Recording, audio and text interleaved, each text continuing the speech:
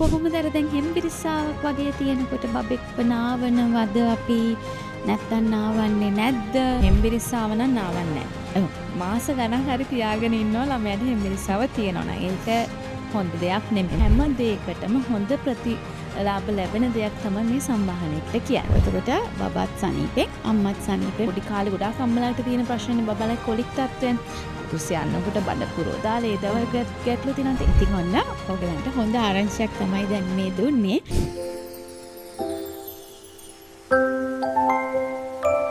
ආයිබෝවන් සොබා baby care studio එක තමයි ඔයගොල්ලෝ අදත් එකතු වෙලා ඉන්නේ. ඉතින් හැමදාම ඔයගොල්ලෝ දන්නවා සොබා බේබි කෙයා ස්ටුඩියෝ එකෙන් අපි හැමදාමත් දැනුවත් කරන්නේ අම්මලව සහ චූටි බබාලව. ඉතින් චූටි බබාලා ගැන තියෙන ප්‍රශ්න මේ හැම දෙයක් ගැනම අපි කතා බහ කරනවා.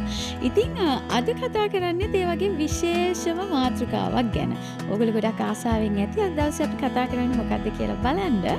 අද දවසේ කතා කරන්නේ අලුතෙන් බබෙක් ඉපදුනාට පස්සේ අම්මා කෙනෙකුට එන තවත් ලොකු ප්‍රශ්නයක්.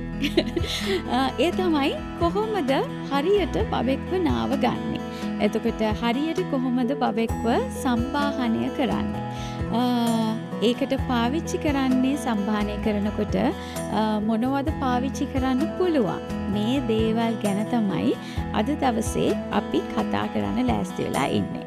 ඉතින් මේ ගැන ඔබව දැනුවත් කරන්න අද අපි එන්න කියලා කිව්වා සොබා බේබි කෙයා ස්ටුඩියෝ එකට බොහොම ආදරණීය කෙනෙකුට. ඒ තමයි ආයුර්වේද වෛද්‍ය හස්සනි හරින්ද්‍රා සිල්වා මහත්මිය. ආයිබෝන් ડોක්ටර්. ආයිබෝන් අත්සලා. ඉතින් ඔන්න අද දවසේ අපිට තියෙන ප්‍රශ්න ටිකක් කතා කරන්න. අපේ මේ එකතු වෙලා ඉන්න ආදරණීය අම්මලා වෙනුවෙන්.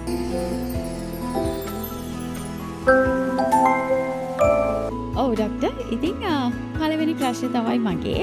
දැන් මේ ආයුර්වේද සම්බාහනය කියන්නේ මොකක්ද?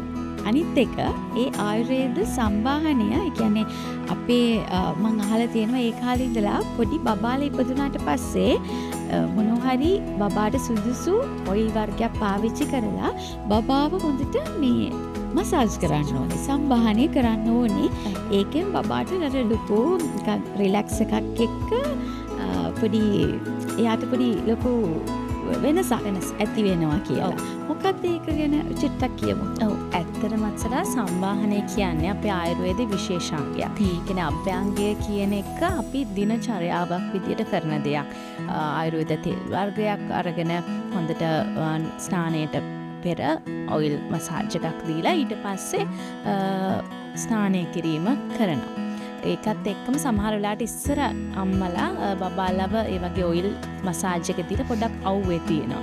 මෙහෙමත් කරනවා. ඊට පස්සේ තමයි යාව නාවන්නේ. ඉතින් ඒක අර ස්නේහ ස්වේද කියන දේ බබාලට ලබා දෙන්න. ඉතින් මේ දේෙන් ගොඩාක් ලොකු ප්‍රතිඵල බබාලට ලැබෙනවා. කියන්නේ ඒ මෘදු සම්බාහනය කියන්නේ මේගොල්ලන්ගේ හැම හරි මෘදු මල් පෙත්තක් වගේ සිසිනුද හැම පොඩි අයට තිත්ති ඒ සුදුසු ඔයිල් වර්ගයක් පාවිච්චි කරලා බබාලව මෘදුව සම්බාහනය කිරීමෙන් ඒගොල්ලන්ගේ රුධිර සංසරණය වැඩි වෙනවා. ඊළඟට බබායි අම්මයි අතර බැඳීම වැඩි වෙනවා. දැන් කතා කර කර hina වෙනවා. අර දැන් බබාව ටිකක් එයාර කිචික වෙනවා වගේ එතකොට hina වෙනවා. එයා හරි සතුටින් ඒක. සම්මත් සතුට වෙනවා බබා සතුට වෙනවා. ඊළඟට යාගලන් තියෙනවා විවිධ පොඩි කාලේ ගොඩාක් අම්මලාට තියෙන ප්‍රශ්නේ බබාලා කොලික් තත්ත්වයන් කුසියන්නකට බඩ පුරෝ දාලා ඒ දවල් ගැටලු තියෙනවා. ඒවලුත් අඩු වෙනවා. හොඳට බඩ ඒවා මෘදුව සම්බාහනය කරනකොට ඒ දේවල් පවා අඩු වෙනවා. බැඳීම වැඩි වෙනවා. ඊළඟට ඒගොල්ලෝ තියෙන වේදනාකාරී දේවල් සමහරද බබලාට කියා ගන්න බෑනේ. රිදෙන තැන් තිරිත ඒවා මෘදුව අත ගන්නකොට ඒගොල්ලන්ට සනීපයි. ඊට පස්සේ ඒගොල්ලෝ ස්නානය කරාට පස්සේ හොඳ සුව නිින්දක් ලබා ගන්න පුළුවන්. අපි උනත් හරි කැමතිනේ හොඳ මසාජ් එකක් දීලා පොඩි රිලැක්ස් වෙන. ඒ දේව තමයි බබාලටත් ලැබෙන්නේ. ඒ බැඳීම වැඩි වෙනවා. ඒගොල්ලන්ගේ සෞඛ්‍යයට හොඳයි. සම පැහැපත් වෙනවා. හොඳ ඔයිල් වර්ගයකින් සම්බාහනය කරාම සම පැහැපත් වෙනවා. ඊළඟට තව බබාලගේ දත් වෙනකොට ඒ වේදනාවල් තියෙනවා. ඉතින් ඒ හැම දෙයකටම හොඳ ප්‍රතිලාභ ලැබෙන දෙයක් තමයි මේ සම්බාහනය කියලා කියන්නේ. ඔව් දැන් ඔන්න අම්මලාට ඒක පොඩ්ඩක් විශේෂ ඇති සමහර අයට. මොකද මේ ගොඩක් අය දන්නේ නැහැනේ ඔක සම්බාහනෙන් ලැබෙන දේවල්. ඉතින් එතකොට ඔන්න මම හිතනවා දැන් දැනුවත් වෙන්න ඇති මොකද්ද මේ සම්බාහනය? ඇයි අපි චූටි බබාලට මේ විදිහට සම්බාහනය කරන්නේ කියලා. එතකොට ඊළඟට අපේ අම්මලට ඇති වෙන ප්‍රශ්නේ තමයි මෙහෙම සම්බාහනය කරනකොට මොනවද අපි පාවිච්චි කරන්න ඕන ඔයිල් වර්ග. මොකද ආවට ගියාට පාවිච්චි කරන්න බෑනේ අර බබාලා අර ડોක්ටර් කිව්වා වගේ අර මල් වගේනේ. ඒගොල්ලෝ හරියම සිනිඳුයි. එතකොට හරි පරිස්සම් වෙන්න ඕනේ නේ. අනිවාර්යෙන්ම ඒක විශේෂ වැදගත් වෙන දෙයක්. අපි පාවිච්චි කරන ඔයිල් එක ගනිද්දි බබාලාට විශේෂිත ඔයිල් වර්ග තියෙනවා. එතකොට ගන්න මොනම දේ වුණත් අපි මුලින්ම එක චෙක් කරන්න ඕනේ. කියන්නේ බබාලාගේ කන පිටිපස්සේ හරි වැලමිට යට හරි පොඩ්ඩක් ගාලා ටිකක් වෙලා තියන්න ඕනේ. එහෙම ආසාත්මිකතාවයක් තියෙනවා නම් එයාට කසනවා, රතු වෙනවා මේ ප්‍රදේශය. ඉතින් ඒ ඔයිල් එක පාවිච්චි කරන්න හොඳ නැහැ. හොඳම ඔයිල් එකක් වුණත් බබාලාට සමහරට වෙනස් වෙන්න පුළුවන්. ඉතින් ඒ වගේ දැන් ගොඩක් වෙලාවට විශේෂයෙන් පාවිච්චි කරනවා almond oil, olive oil, jojoba oil. මේ වගේ ඔයිල් වර්ග අපි පාවිච්චි කරන ඒවා නැචරල්, ස්වභාවික. දැන් ගොඩක් වෙලාවට ආයුර්වේද ඔයිල් වර්ග පාවිච්චි කරනවා නම් අනිවාර්යයෙන්ම ආයුර්වේද වෛද්‍යවරයෙක්ගේ උපදෙස් සහිතව තමයි බබාලට ඒක පාවිච්චි කරන්න ඕනේ. ඉතින් අර ආවට ගියාට හරයා කිව්වා මේ තෙල හොඳයි බබාට, මෙයා කිව්වා එහෙම පාවිච්චි කරන්න එපා. මේ අපි පාවිච්චි කරන්නේ බබාලට, අලුත් උපන් බබාලට. ඉතින් අනිවාර්යයෙන්ම හොඳ ඔයිල් එකක් උපදෙස් මත පාවිච්චි කරන්න ඕනේ. ඔව් ඒක නිසා දැන් අම්මලා ගන්න ඔයිල් වර්ග බබාලට ගන්න එපා. ඉතින් ඒක නිසා ඔන්න ඒකත් හොඳට මතක තියාගන්න. ඔව් ડોක්ටර් දැන් අර ડોක්ටර් සඳහන් කරානේ ඔයිල් වර්ග කීපයක්. ඉතින් ඇත්තටම මේ කාලේ දැන් මේ දේවල් වෙනම ගන්න තිබුණත් අපිට හරියටම කියන්න බෑ මේක 100%ක් දායකේ නෑ. ඔව් ඒ කියන්නේ ඇත්තටම මේක ජොජෝබා ඔයිල්ද මේක නැත්නම් වෙන මික්ස් කරලා තියෙනවද ඇත්තටම සමහරක් වෙලාවට අපිට කියන්න බෑනේ. ඉතින් එතකොට දැන් සොබා බේබි එකේ තියෙනවා බොඩි බේබි ඔයිල් එක. ඉතින් ඒ ඔයිල් එක තුල ඔය ડોක්ටර් කියපු හැම එකම අන්තර්ගත වෙලා තියෙනවා. සහ අනිත් එක මේ ඔයිල් එක නිෂ්පාදනය කරලා තියෙන්නේ ප්‍රමිතියක් ඇතුව. සහ ළමයින් වෙනුවෙන්මයි ලදරුව වෙනුවෙන්ම තමයි මේ නිෂ්පාදන හදලා තියෙන්නේ. ඉතින් දැන් මේකෙත් තියෙන ඔය ගොඩක් සූර්යකාන්ත තෙල් ඉඳලා හැම ඔයිල් එකක්ම මේ තුලත් අන්තර්ගත වෙලා තියෙනවා. කොහොමද අපි ඒ ගැන සුට්ටක් කතා කරන්නේ? ඇත්තටම මේ ඔයිල් වර්ග බේබි ඔයිල් වල almond oil, jojoba oil, olive oil, සූර්යකාන්ත ඔයිල් ඒ හැම එකක්ම අන්තර්ගත වෙලා තියෙනවා. ඉතින් අපිට විශේෂයෙන් හොඳ දෙයක් හොයන්න අම්මලට ඇත්තටම අමාරු වෙන පොලේ හොඳ දෙයක්, හරි ප්‍රමිතිගත දෙයක් හොයාගන්න අමාරු. ඉතින් මේ දේවල් සියල්ල අන්තර්ගත වෙලා හදපු ප්‍රොඩක්ට් එකක් ප්‍රමිතිගත ආයතනයකින් විශ්වාසදායකව ගන්න තියෙනවනේ ඒක ඇත්තටම අම්මලට ගොඩාක් ලේසි. ඉතින් ඒ වගේ දෙයක් පාවිච්චි කරාට කිසිම ගැටලුවක් වෙන්නේ නැහැ. ඔව් ඉතින් ඔන්න ඔයගලන්ට හොඳ ආරංචියක් තමයි දැන් මේ දුන්නේ. එතකොට බබාට අරක හොයාගන්න බැරි වුණා, මේ ඔයිල් එක හොයාගන්න බැරි වුණා, ඒවා මොකුත් කියන්න දෙයක් නැහැ. අපේ සොබා බේබි නිෂ්පාදන තුළ තියෙනවා බේබි ඔයිල් එක. ඒක ඔයාට කැමති විදියට දරුවට පාවිච්චි කරන්න පුළුවන්. අනිත් එක තමයි දැන් මේව සම්බාහනය කරන්න වෙලාවක් තියනවාද? කොයි වගේ වෙලාවල් වලටද මේ විදිහේ සම්බාහනයක් දෙන්න පුළුවන් සහ කොහොමද ඒක කරන අර ස්ටෙප්ස් ඇතිනේ. මේ විදිහට සම්බාහනය කරන්න ඕනේ මෙහෙම කියලා අපි චූටි දැනුවත් කිරීමක් කරමු අපිත් එක්ක එකතුලා ඉන්න අම්මලාට. ඔව් ඇත්තම වචන මෙහෙමයි. දැන් මම ඉස්සෙල්ලත් කිව්වා අර උදේටනේ අපි ඉස්සර ආයුර්වේදයේ දිනචර්යාවක් විදියට අපි උදේට තමයි ඔයිල් ගන්න. හොඳට ඉර නැගීගෙන එන වෙලාවට හොඳට ඔයිල් ගාලා තමයි අපි කියන අවුවේ ඉන්නේ කියලා. ඉතින් ඒක දැන් බබාලට කරනකොට පිරිසිදු පරිසරයක මුලින්ම අම්මා ලෑස්ති වෙන්න ඕනේ ඒ දෙයට. මුලින්ම අත හොදගෙන අත පිහිටගෙන ඊපස්සේ බබාව හරි කාමෙන් ක්වයට් හොඳ ඇඳක තියලා පිරිසිදු ඇතරිල්ලක් දාලා ඉතින් අර කලබල මොහොතක නෙමෙයි. බබත් කිරි බීලා උඩ බඩ පිරලා ඉන්න වෙලාවක් නෙමෙයි. එයාත් සතුටින් නිදිමත නැතුව සැහැල්ලුව ඉන්න වෙලාවක හොඳට ඇඳට දාලා අපිට අම්මත් කාම් වෙලා පුළුවන් නම් අපිට පුළුවන් පොඩි මියුසික් එකක් වුණත් දාන්න. ඒතර අම්මත් කාම් වෙනවා, බබත් කාම් වෙනවා. ඒ මොහොතක අපිට පුළුවන් මේ මෘදු සම්බාහනය කරන්න. ගොඩක් වෙලාවට උදේට කරනවා නම් තමයි ගොඩක්ම හොඳ. ඔව් නාවන්න කලින් වගේ. හරි. ඉතින් දැන් අපිත් එක්ක එකතුලා ඉන්න අම්මලාට තවත් මේ ඔය සම්බන්ධව පොඩි ප්‍රශ්න ඇති. මම ඒ හින්දා මමත් අහනවා පොඩි ප්‍රශ්න ටිකක් කෙටියෙන් උත්තර දෙන්න. ડોක්ටර් කියන්න තදින් සම්බාහනය කළොත් ඇඟ ශක්තිමත් වෙනවද? වැරදි. මං ඉස්සෙල්ලා කිව්වා ඒක බබාලගේ හැම කියන්නේ මෘදු දෙයක්. ඉතින් මෘදු සම්බාහනය තමයි අනිවාර්යයෙන්ම බබාලට කරන්න. හරි. එතකොට අනිත් ප්‍රශ්නේ දැන් සම්භාහනය කරන වෙලාවට බබා අඬනවා. එතකොට ඒක දිගටම කරනවද නවත්තනවද? අනිවාර්යෙන් නවත්තන්න ඕනේ. ඒ කියන්නේ යාට ඒක අපහසුතාවයක් වෙනවා. අනිවාර්යෙන් ඒක නවත්තන්න ඕනේ වෙලාවට.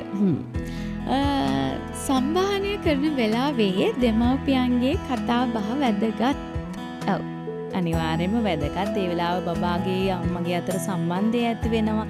එයත් සතුට වෙනවා, බබත් සතුට වෙනවා, අම්මත් සතුට වෙනවා. ඉතින් දෙන්නම සතුට වෙන්න ඒ කතා බහ අනිවාර්යෙන්ම වැදගත්. ඔව් ඉතින් ඔන්න හොඳ කරුණු ටිකක් දැනගන්න ඇති. මොකද අම්මා කෙනෙකුගේ බබෙක්ගේ කනෙක්ෂන් එක තියෙන්න ඕනේ නේ. ඉතින් ඒක කිසිම කෙනෙකුට අම්මයි දරුවයි අතරට කවදාකවත් එන්න බෑ කියලා අපි කියනවානේ. ඒ අර චූටි කාලේ ඉඳලා තියෙන ඒ සම්බන්ධෙත් එක්ක. ඉතින් අපි තව දේවල් කතා කරන්න ඕනේ මේ සම්භාහනය ගැන සහ ආයුර්වේද වෛද්‍ය විද්‍යාවට අනුව කොහොමද අපි මේ දේවල් කරන්නේ කියලා. දැන් මම කතා කරන්න යන්නේ දැන් අපි සම්භාහනය ගැන කතා කරා. දැන් සම්භාහනය කරාට පස්සේනේ නාවන්නේ. ඔව්. නාවනකොට දැන් අපි චූටි කාලේ අපේ අම්මා කියලා තියෙනවා දැන් මාව හිම නාවනකොට එක එක දේවල් එකට තව එකතු කරනවා කියලා. ඔය පිච්ච මල් ඔය තව වෙනි වැල් ගැට වද ඔය වගේ අර දේවල්. එතකොට මම දන්නේ ඉතින් ඇත්තටම ඇයි මේ දේවල් ඒ කාලේ පාවිච්චි කරේ කියන්න. මොකද ડોක්ටර් එහෙම දේවල් එකතු කරන එකේ තියෙන වැදගත්කම? ඔව් ඒක අපි ඉස්සරින් ධම්ම සම්ප්‍රදායිකව ආපු දෙයක්. ඒ කියන්නේ වතුරට වදමල්, රත්මල්, වෙනිවැල් ගැට ඒ දේවල් අපි පාවිච්චි කරා. ඉස්සර අම්මලා ඒව තම්බල ඒ වතුර බලට මිශ්‍ර කරලා තමයි නෑව්වේ. ඉතින් ඒ දේවල් වලින් ලැබිච්ච හොඳක් තියෙනවා. ඒ කියන්නේ බබාලගේ විස බීජ නැති වෙනවා. ඊළඟට යාට හම්මට වර්ණයක් ලැබෙනවා. ඊළඟට ඒගොල්ලන්ගේ හැමේ සමහර තියෙන රෝග තත්ත්වයන් හැමේ ආසති තත්ත්වයන් නැති වෙනවා. ඉතින් ඒ දේවල් තියෙනවා. නමුත් දැන් අද කාලේ තියෙන ලොකුම ප්‍රශ්නේ තමයි වත්සලා ඒවා හරි දේවල් හොයාගන්න නැහැ. දැන් ඉස්සර නම් නැවුම්ව වත්තේ පිටියෙන් අපිට හොයාගන්න පුළුවන්. දැන් අම්මලාට ඒව නැහැ හොයාගන්න. ඉතින් කඩවල තියෙන ඒවා ගැන අපිට ප්‍රමිතිය ගැන කියන්න බෑ. ඉතින් ඒවා පාවිච්චි කරොත් බබාලට අර අපි ආසාත්මිකතාව තව වැඩි වෙන්න පුළුවන් හරියට පාවිච්චි කරේ නැත්නම්. ඉතින් ඒ වගේ දෙයක් ස්වභාවික දෙයක් අන්තර්ගත හොඳ පිරිසිදු කාරකයක් පාවිච්චි කරන්න පුළුවන් නම් ඒක තමයි වැදගත්ම. අර සම්ප්‍රදායික ක්‍රමයේ දිගටම රැකගෙන හරි දෙයක් ස්වභාවික දෙයක් තියෙන පිරිසිදු කාරකයක් අපිට පාවිච්චි කරන්න පුළුවන්. ඔව් ඉතින් අර සබා බේබි නිෂ්පාදන තුල තියෙනවා ඔය කියන දේවල් අන්තර්ගත කරපු head to toe wash එක කාර්යබහුල අම්මලට මේක පාවිච්චි කරන්න පුළුවන්. ඒකේ පිච්චමල් සාරය තියෙනවා, ඇලෝ වේරා සාරය තියෙනවා, ඒ වගේම මිල්ක් ප්‍රෝටීන්. ඉතින් මේකෙන් ඔය කියන ගොඩාක් දේවල් සම්බන්ධව තියෙන ගොඩාක් ගැටලු නැති කරගන්න පුළුවන්කම තියෙනවා. අනිත් එක දැන් අම්මලට තියෙන එකක් තමයි මටත් ඔය ප්‍රශ්නේ තිබුණා මගේ බබා පොඩි කාලේ. මේ බබාව නාවන්න ඕනේ උදේමද? උදේ විතරද? අපිට පහසු වෙලාවක නාවන්න බැරිද? නෑ පුළුවන්. ඇත්තටම අපිට පහසු වෙලාවක නාවන්න පුළුවන්. නමුත් ඒක පොඩ්ඩක් බලන්න ඕනේ පරිසර උෂ්ණත්වයත් එක්ක. පරිසර උෂ්ණත්වයේ සීතල වෙලාවක නම් අපිට රාත්‍රියේව නාවන්න බෑ. නමුත් සමහර බබාලා හුරු වෙලා තියෙනවා. ඒගොල්ලන්ට උදේ නාන්න පුළුවන්, රෑ නාන්න පුළුවන්. නමුත් දැන් අර පොඩිම බබාලට අපි කියන්නේ උදෑසන හිරු නැගීමත් එක්ක අපිට පරිසරයේ උණුසුම් වෙලාවක නාවන්න කියලා. ඒකට මේ පරිසරය කියන එක ගත්තොත් අපි නාවන තැන ගැනත් අපි සැලකිලිමත් වෙන්න ඕනේ. එතකොට මම ඉස්සෙල්ලා කිව්වා වගේම අර calm and quiet පරිසරයක් එතනක් තියෙනවා. මොකද කලබල වෙලා දැන් පොඩි බබෙක්ව අපි බයයිනේ අල්ලන්නත් බයයිනේ අලුතෙන් අම්මා කෙනෙක් වුණ කෙනෙක් කොහොමද බයයි. ගොඩක්ම අම්මලා බය වෙන දෙයක් බබා නාවන එක. ඉතින් ඒ තැන මුලින්ම අපි හදා ගන්න ඕනේ. ලිස්සන්න ඇති වෙන රෙද්දක් හරි දාලා ඒ බේසම් හරිය පිළිවෙලට ලෑස්ති කරගෙන අවශ්‍ය බඩ ටික ළඟට අරගෙන තව කෙනෙක් වුණා උදව්ත් ගන්න පුළුවන් නම් උදව්ත් අරගෙන ඒ දේවල් ලෑස්ති කරලා තමයි බබාව අරගෙන ඇවිල්ලා ස්නානය කර වතුර ටිකත් ලෑස්ති කරලා තියාගෙන අනේ ඒ දේවල් පිළිවෙලට ලෑස්ති කරලා තමයි බබාව ස්නානයට කරන්න ඕනේ. ඉතින් අර වෙලාව මං කිව්වා වගේ උදෑසන කරනවා නම් ගොඩක්ම හොඳයි. අර උණුසුම් පරිසරයත් එක්ක බබාව නාවන්න ගන්නවා. ඔව් ඉතින් ඔන්න ටිකක් දවල් වෙලා නෑවුවනම් බලන්න චුට්ටක් බබාව උදේ නාවන්න. එතකොට එයාටත් සනීපයක් දැනෙනවා ඇතිනේ. ඔව් අනිවාර්යයෙන් කියන්නේ නාලා උදේ නාලා ඊට පස්සේ කිරි බීලා යා හොඳ සුවදාගකට යනවනේ. ඒකෙන්ද ඒ වෙලාව ගොඩක්ම හොඳයි. ඔව් එතකොට බබාත් සනීපෙන් අම්මත් සනීපෙන් බබා නිදාගත්තම අම්මා කොහොමද සනීපෙන්. ඉතින් ඒක නිසා ඔන්න උදේ වරුවේ නාවන්න මතක තියාගන්න. අනිත් එක දැන් චූටි බබාලට එම්බිරිස්සාවක් තියෙන පුළුවන් වැඩිපුර අර හජින් යනවා. එහෙම වෙන්න පුළුවන්. දැන් වැස්ස දවසකත් ඔය ඒ කියන්නේ වෙදර් එකේ තියෙන කන්ඩිෂන්ස් උත් එක්කත් එහෙම කොහොමද අර දැන් හෙම්බිරිස්සාවක් වගේ තියෙනකොට බබෙක්ව නාවනවද අපි නැත්තම් නාවන්නේ නැද්ද? ඔව් දැන් අපේ ලංකාවේ ගොඩක්ම අත්තම්ම තමයි මේක හෙම්බිරිස්සාව නම් නාවන්නේ නැහැ. මාස ගණන් හරි තියාගෙන ඉන්නවා ළමයාට හෙම්බිරිස්සාව තියෙනවා නම්. ඒක හොඳ දෙයක් නෙමෙයි. මොකද ස්නානය කියන්නේ බබාලට අත්‍යවශ්‍ය දෙයක්. ඒගොල්ලන් පිරිසුදු වෙන්න ඕනේ, විස බීජ නැති වෙන්න ඕනේ. ඉතින් අපි බබාලගේ හෙම්බිරිස්සාව කියන දේ ගොඩක් වෙන්නේ අපේ ශ්වසන පද්ධතිය ආශ්‍රිතව ඇතිවන ඇලර්ජික් තත්ත්වයක් වෙන්න පුළුවන්. ඊළඟට වෛරස් තත්ත්වයක් වෙන්න පුළුවන්. දැන් බබාට ඒ ආසාදිත තත්ත්වයක් ඇවිල්ලා උණක් කියන්නේ යා ඇක්ටිව් නැත්තම් මලානික වෙලා ඉන්නවනම් ඒ අවස්ථාවේදී නාවන්න හොඳ නැහැ. නමුත් එහෙම නැත්නම් බබා හොඳට ඇක්ටිව් වෙන පොඩ්ඩක් නහයෙන් මේ චුට්ටක් වතුර වගේ ආව කියලා නාවන්න නැතුව ඉන්න එපා. ඒක නාවන්න. මොකද ඒ දැන් එහෙම නාවන බබාලාගේ නිතර ලෙඩවීම අඩුයි. මොකද ඒගොල්ලෝ පිරිසුදු වෙනවා. අර වෛරස් දැන් ගොඩක් අය මොන්ටිසෝරි ගිහිල්ලා එනකොට ඒගොල්ලන්ගේ ඇඟේ ඒ අරෙන්ට එක්කිනාගේ එකට ජර්ම්ස් තියෙන. ඉතින් ඒ දේවල් පිරිසුදු කරාම නැවත ඒ ආරෝගී තත්ත්වය නැතිවීම අඩු වෙනවා. ඉතින් අර හෙම්බිරිස්සාවට බය වෙන්න එපා. මං අර හැබැයි කිව්ව තත්ත්වයන් උණ රසලා නැත්නම් ඔව් එයා ලෙඩ රෝගී තත්ත්වයක් බබාගෙන් පෙන්වන්න කරන්නේ නැත්නම් අපිට වන්න පුළුවන්. ඔව් ඉතින් අද සොබා බේබි කියා ස්ටුඩියෝ එකකින් කතා කරේ අම්මලට ගොඩාක් වැදගත් වෙන සම්භාහනය සහ දරුවෙක් නෑවීම ගැන. ඒකේ තිබ්බනම් මොනවා හරි ගැටලු අද අපි ડોක්ටර්ත් එක්ක කතා කරා. ඉතින් ડોක්ටර් අවසාන ડોක්ටර්ට මොකක්ද අපේ අම්මලට කියන්න තියෙන්නේ මේකේ තියෙන වැදගත් කරුණු කීපය ගැන? ඔව් ඇත්තටම අම්මලා හුරු වෙන්න ඕනේ බගෙන් ගොඩක් අර සම්භාහනයේ පැත්ත දැන් මේ දවස් වල බබාලට කරන්නේ නැහැ. ඒක අනිවාර්යෙන්ම අම්මා කෙනෙක් හුරු වෙන නම් ගොඩක් හොඳයි. හොඳ ඔයිල් එකකින් දැන් අපි කිව්වා බේබි ඔයිල් තියෙන ඒ වගේ ඔයිල් එකකින් හොඳ සම්භාහනයක් කරලා ඊට පස්සේ බබාව හොඳට ඒ මුදු සම්භාහනයෙන් පස්සේ හොඳ ස්නානයක් දුන්නම බබා කාම් වෙනවා. බබාගේ වර්ධනය හොඳින් වෙනවා. අම්මයි බබායි අතර බැඳීම ඇති වෙනවා. ඉතින් ඒ දේවල් අනිවාර්යයෙන්ම අපිට එකතු කරගන්න කියලා මං ඉල්ලා සිටිනවා. ඔව්. ඉතින් අද දවසේ මේ ගැන දැනුවත් කරන්න අපිත් එක්ක අද එකතු වුණේ ආයුර්වේද වෛද්‍ය හසනි හරින්ද්‍රා සිල්වා මහත්මිය. ඉතින් ආයුබෝවන් ડોක්ටර් අපිත් එක්ක එකතු වුණාට නැවත දවසක් මේ විදිහේ කතා බහක් එක්ක අනිවාර්යයෙන්ම එන්න සොබා බේබි කියා ස්ටුඩියෝ එකට. ඉතින් අපි ගොඩක් දේවල් කතා කරා. හැමදේම ගැන දැනුවත් වුණා. ලදරු නෑවීම සහ සම්භාහනය කියන්නේ දෙමාපියන් සහ දරුවන් අතර ආදරණීය බැඳීම ශක්තිමත් කරන හොඳ අවස්ථාවක්. ඒක කොයි වෙලාවකවත් අමතක කරන්න එපා.